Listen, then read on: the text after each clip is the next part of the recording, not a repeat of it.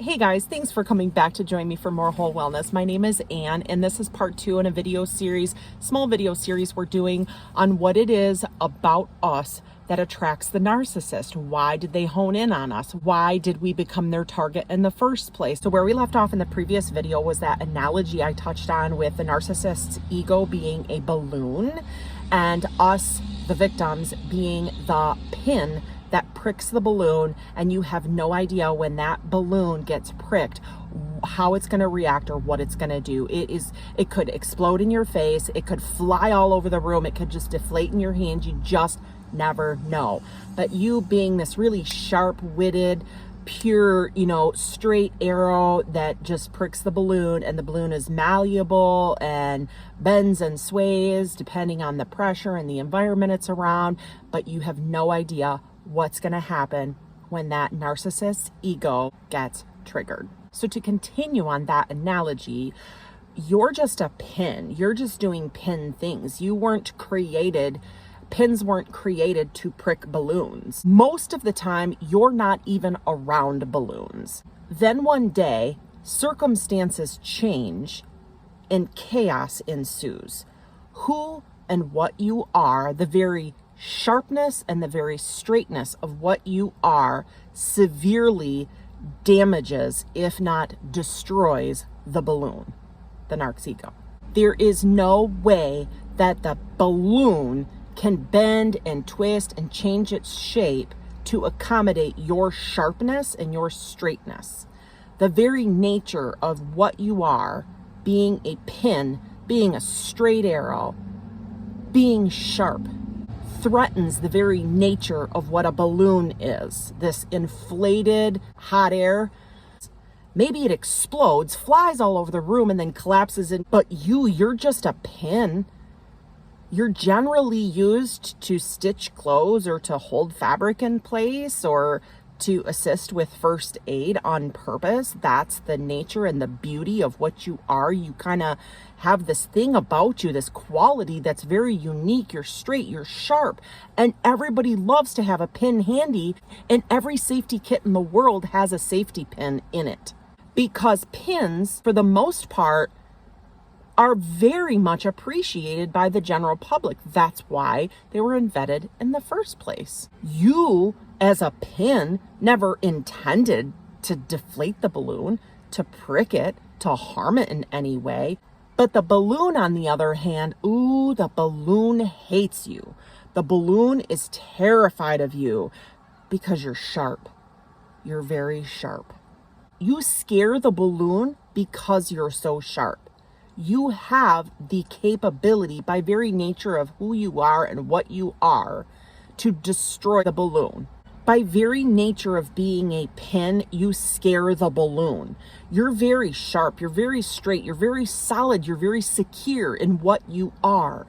But the balloon is always changing and floating about and inflating and deflating and doing all these random things. You threaten the narcissist's fragile ego and self-esteem, as though balloons are worthless in their own right and useless in their own right. But it's because balloons are so incredibly fragile that this happens. If it were up to a balloon exclusively, they would gather up all the pins of the world and destroy the pins of the world, because that would help the balloons feel more safe and secure. Even though the pins' purpose and goal is not to go out to the balloons of the world and poke and prod and destroy balloons, the pins exist to secure fabric and to help people.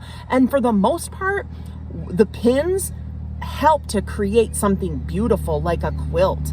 Most all of the time, most pins of the world help to make the world a more beautiful place. If the balloons could gather up all the pins of the world and destroy the pins to help themselves feel more safe and feel more secure, they would do that. Even though the pins don't even care about the balloons, pins are just doing their own pin thing and securing fabric and making these beautiful quilts and beautiful clothing and other beautiful things.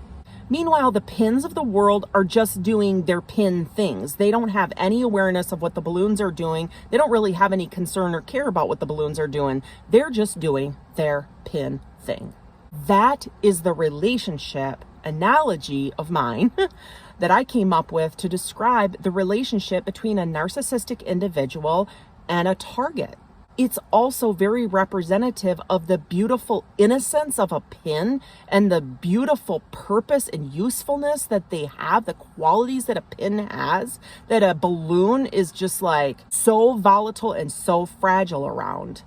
And it's not your fault that you're a pin. You shouldn't change who you are. You're so useful and helpful and beautiful and handy to everyone else in the world. It's just the balloons that are threatened by you. And that's the balloon's problem. They got to figure that out for themselves.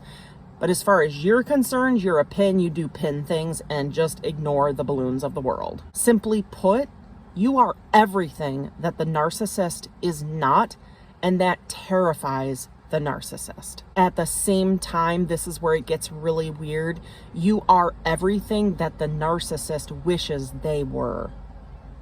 You possess the qualities they wish they possessed and that they may have had at one time at a very, very young stage in their life, but due to the past traumas or hurts that they have in their own personal past, they created this shell, avoided, became ashamed of that vulnerability and that beautiful, bright, brilliant part of who they are that makes them human, and they just shut it off. They just shut it right off. You are basically everything that the narcissist is trying to convince the rest of their world that they are, but they're really not. It is just a facade. And it's the facade that calls them out to you because you're so pure, you're such a straight arrow, you're so innocent in your own existence, and there's no falseness about you whatsoever.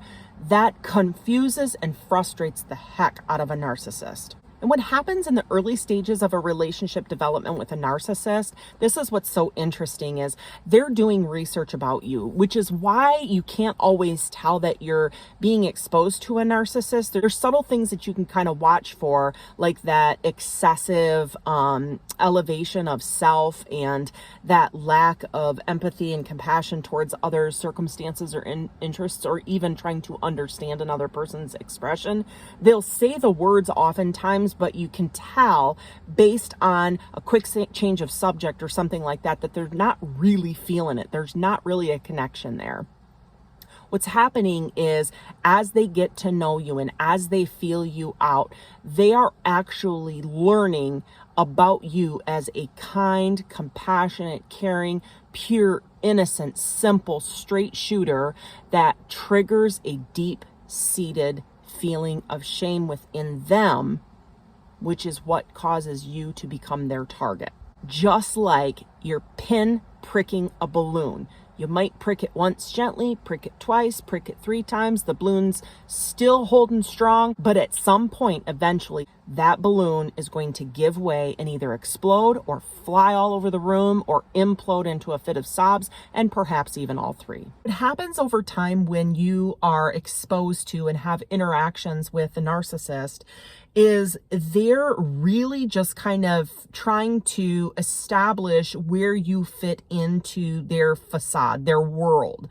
You're going to fit into one of 3 categories, either, and generally most people fit into 2 categories. The target stands alone by themselves in a category of their own in the narcissist's world. But you're either going to be someone that they need to impress because they're getting something from that person, and or you could also be an enabler, which a lot of times these groups overlap, but there's a marked difference between a person that needs to be impressed, that the narcissist sees as necessary to impress, and a difference between someone who's going to just be a tool, a useless tool. That's called a flying monkey. Someone who the narcissist may also need to impress, but is vital to that narcissist's success of taking down or getting supply from the target. You're going to start picking up on this vibe that there's something not quite right with the narcissist. And it's their random thoughts, their volatility, their circus of words, and their spaghetti thoughts that aren't well thought out or planned or put together at all. They're just all over the place. And over time, you'll realize that what they are is just fragile and panicked. I'm so sorry. I'm getting distracted. There's a friggin' seagull sitting right on my car. I'm going to turn the camera around and give you a view of what I am looking at right at this moment. That is what I'm looking at. This dude is looking for a handout. Is that not crazy or what? That seagull is like giving me the death stare. Oh my gosh. Over time, though, with a narcissist, you're just going to start getting this feeling that the narcissist really seems kind of all over the place, like that balloon is flying all over the place. They're very unpredictable, and you just don't know what you're going to get from one moment to the next. If you are a narcissist target, that is. Now, if you're an enabler or a flying monkey for the narcissist, you are not going to pick up on this because you're not the person that they've honed in on as being a good source of supply for them. They want something from you, or they're using you. This is why the professionals say it's so important to pay very close attention, move slowly in your relationships, and to go gray rock as soon as you possibly can with a narcissist so that they don't pick up on anything from you that gives them the indication that you potentially are vulnerable, because they will exploit that as soon as and as often as they can, because again, seeing you crumble gives them a feeling of being better than, because they were shamed and made to crumble in youth and they couldn't handle it. It was too much for them. So they created this false self, this false existence where they use others to pacify and soothe over those deep-seated feelings of shame within themselves. Remember that long ago, they concluded that it was way too painful for them to be who they are. They were basically taught that it was shameful to be who they were, to be vulnerable, to have fear, to feel anxiety, to be nervous, that it was essentially far worse to be human than it was to pretend that they're untouchable and unaffected by anything around them. So they rely on that existence in this world of no feelings matter. You can't touch me, you can't hurt me. And they rely on hurting others to help soothe internally their own deep wounds. So I'm sorry to end there because we still have a little bit more to talk about. In the last video, I said that we would probably do a 2-part series, but it's going to wind up being 3 videos because I have a little bit more to talk about on this subject and understanding what it is about us that makes us the target for the narcissist, why they hone in on us, why they select us, why they actually pursue us as victims.